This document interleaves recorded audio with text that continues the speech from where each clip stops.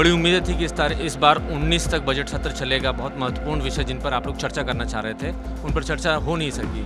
किस तरीके से देख रहे हैं 5 दिनों में ही सत्र खत्म हो गया? मध्य प्रदेश में जो घोटाले हो रहे हैं, जो शिवराज सिंह जी की सरकार के दौरान घोटाले हुए हैं, उनको हमने उजागर करने का काम किया, जिसमें सबसे बड़ा घोटाला नरसिंह घोटाला था और वही एक सबसे बड़ा जो कारण बना, जिसके कारण जो है सरकार की बदनामी हो रही थी। कर्ज को लेकर भी आप लोग बार बार मुद्दा बनाते रहे हैं। मध्य प्रदेश में आप लोग ये भी कहते रहे हैं कि सरकार कर्ज लेकर घी पी रही है।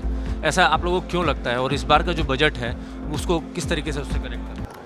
मध्य प्रदेश विधानसभा का बजट सत्र 19 तारीख के बजाय 5 तारीख को ही खत्म हो गया। कांग्रेस के तमाम विधायकों में इस बात को नाराज़गी है और ये बार बार ये बात कह रहे हैं कि सत्र में बहुत सारे महत्वपूर्ण विषय चर्चा से छूट गए। मेरे साथ पूर्व मंत्री और कांग्रेस विधायक सचिन यादव हैं, उनसे बात करते हैं।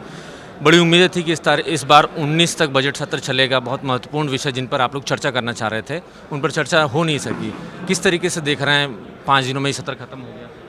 देखिए, निश्चित रूप से जिस ताकत के साथ में विपक्ष ने जनता से जुड़े हुए जो विषय थे उनको उठाने का काम किया और लगातार मध्य प्रदेश में जो घोटाले हो रहे हैं, जो शिवराज सिंह जी की सरकार के दौरान घोटाले हुए हैं, उनको हमने उजागर करने का काम किया, जिसमें सबसे बड़ा घोटाला नरसिंह घोटाला था और उस पर सरकार कहीं ना कहीं बैकफुट पे थी और मैं समझता हूँ कि वही एक सबसे बड़ा जो कारण बना, जिसके कारण जो है सरकार की बदनामी हो रही थी और लगातार नरसिंह का मुद्दा जो है वो विधानसभा में उठ रहा था और इसी को देखते हुए कहीं ना कहीं अपनी इज्जत बचाने के लिए सरकार ने जो सदन है उसको सिर्फ 5 दिन के अंदर ही ख़त्म कर दिया। कर्ज को लेकर भी आप लोग बार बार मुद्दा बनाते रहे हैं। मध्य प्रदेश में आप लोग ये भी कहते रहे हैं कि सरकार कर्ज लेकर घी पी रही है। ऐसा आप लोगों को क्यों लगता है और इस बार का जो बजट है उसको किस तरीके से उससे कनेक्ट करते हैं? देखिए, ये मैंने शुरू में भी कहा, विधानसभा में मैंने कहा, ये सिर्फ और सिर्फ आंकड़ों की बाजीगरी है और सरकार लगातार जो है सदन को भी गुमराह करने का काम कर रही है। सरकार मध्य प्रदेश की जनता को भी गुमराह करने का काम कर रही है। कहने के लिए तो 3,65,000 करोड़ का जो है बजट सरकार ने प्रस्तुत किया, लेकिन सरकार ने ये नहीं बताया कि इसमें से 80% जो खर्च है वो लगभग जो सरकार चलाने के लिए आवश्यक है, जो इनके अगर फाइनेंशियल टर्म्स में हम बात करें तो कमिटेड एक्सपेंसेस जो उसको बोलते हैं, जो स्थापना है, सैलरीज है, पेंशन है, के विकास के लिए इनके बड़े दावे कर रहे हैं, इतनी बड़ी बड़ी बातें कर रहे हैं, वो दावे कैसे पूरे होंगे, वो वादे कैसे पूरे होंगे? जो हमने सरकार पे ये भी आरोप लगाया कि आपका जो फाइनेंशियल मिसमैनेजमेंट है उसका जो है परिणाम पूरी प्रदेश की जनता भुगत रही है। आपने अभी कैग की जो रिपोर्ट आई है, कैग की रिपोर्ट में साफ उन्होंने लिखा है कि आप जो है